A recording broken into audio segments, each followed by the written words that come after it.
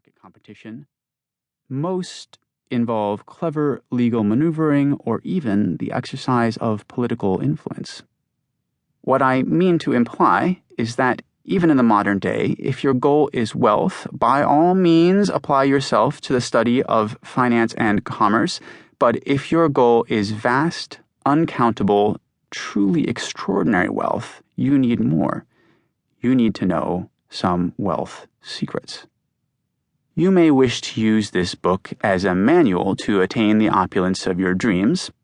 Indeed, I encourage you to do so, as this will produce more rich people about whom I can write a sequel. But I suspect there will also be readers who consider this book and its stories a critique of the world in which we live now, a world characterized by growing income inequality and the detrimental effects of that inequality on public health and well-being.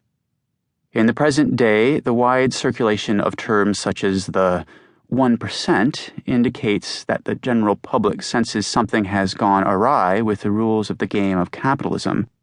Yet, particularly in the United States, the self-made business person remains an almost untouchable icon. The man in the street may tacitly understand that some financial gains of the past decade are not legitimate, but would be hard-pressed to explain why.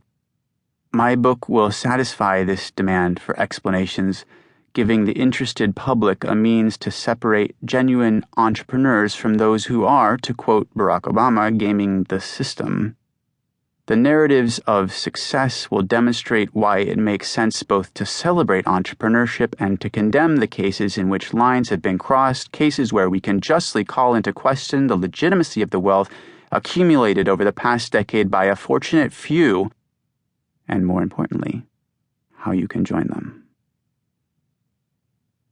The Art of the Possible. In Charles Morris's book about the U.S. robber barons, he writes, Carnegie, Rockefeller, Gould, and Morgan would have been dominant figures anywhere. This is a commonly held view about the most successful individuals in any era. Great men, it is tempting to think, are great inevitably. Surely Carnegie and Rockefeller would have risen to the top whether they had been born as peasants in medieval Europe to a middle-class family in the present-day United States or into a merchant caste in 1930s India. I don't necessarily think that this is the case. Time and place seem to matter, so does luck. For Carnegie, for instance, an early oil field investment that happened to pay off spectacularly at $125 return for every dollar invested, providing him with capital at a crucial time. For Rockefeller, being in the right line of work when the railroads came calling with a most unusual request, as we shall discover.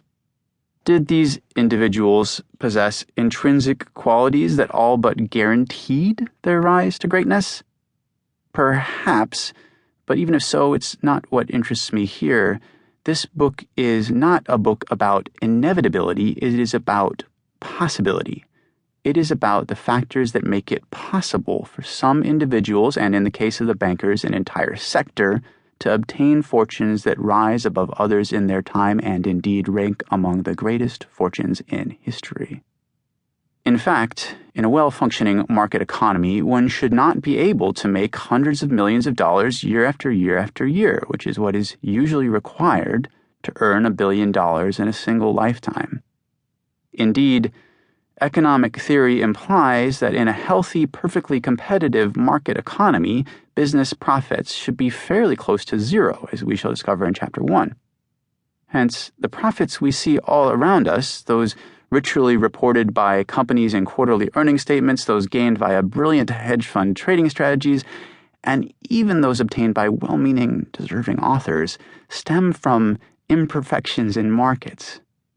The stupendous fortunes of the world's billionaires, therefore, imply the existence not simply of a few market imperfections, but of giant gaping holes in economic reality, the kind of holes into which you can plunge your hand and extract $1 billion.